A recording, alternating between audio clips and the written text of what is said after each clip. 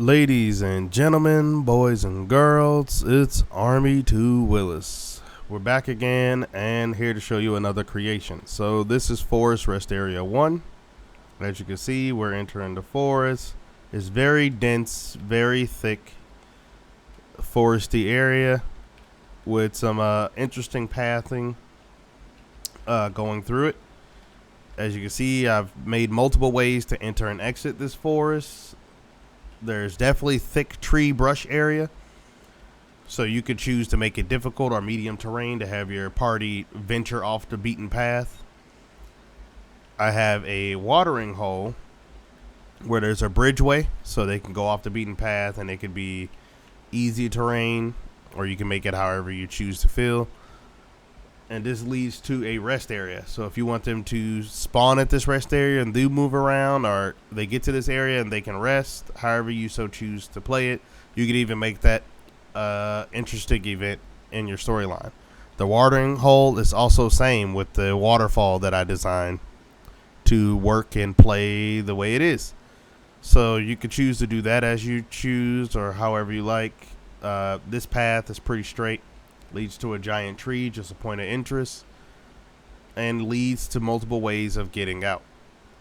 As you can see here on this side, there's an alternate pathway in which you could take, and there's if you follow the bridgeway, there is a hard to follow, purposely designed, but hard to follow. As you can see, there's stoning. Show where the pathway is supposed to go, so you can have your party try to follow the path and make their way out, or make it difficult for them to get out. But as you can see, it leads straight out here. But I made sure to make it not so obvious and make it so it's hidden around some of the tree lines, just so it'd be a little harder to see.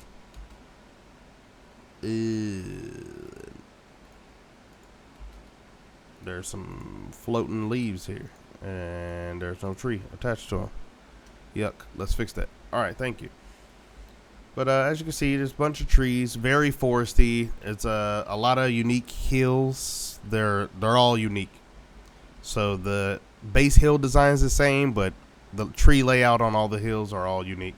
Some have bushes, some don't. Some are thicker, some are more pushed up, pushed back. Some have rocks, etc., etc. So I try to make it as unique and comfortable and different as possible. As for the camp area, suitable for a party. So there's a few sleeping bags if you want them to be in the sleeping bags, and they set up tents, but they choose to sleep out for the night. If you have a larger party that has more than 4 people, there's also the tents there. So it's all plausible and feasible to make sense. It's right next to a hillside, and it's covered by natural rocks for cover, so it's kind of a well-guarded campsite, but it's also kind of open, so if you want your party to get raided, that's the thing that can happen too. My waterfall spring runs down a little mini creek out to an opening. That opening is very rocked off, so it kind of makes sense and looks good. But as you can see, that's the basis of my map. It's decently sized.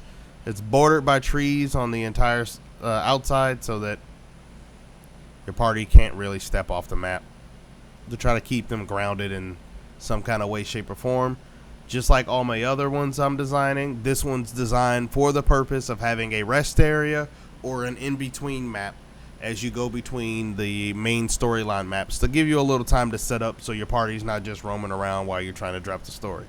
Again, this is Army 2 Willis. Thank you for taking the time to view this map, and it will be on Tailspire. So those of you that are looking on YouTube, you can click the link in the description. It'll take you to where you can find it on Tailspire. Those of you on Tailspire, thank you for taking the time to watch the video and learn a little bit more about my map.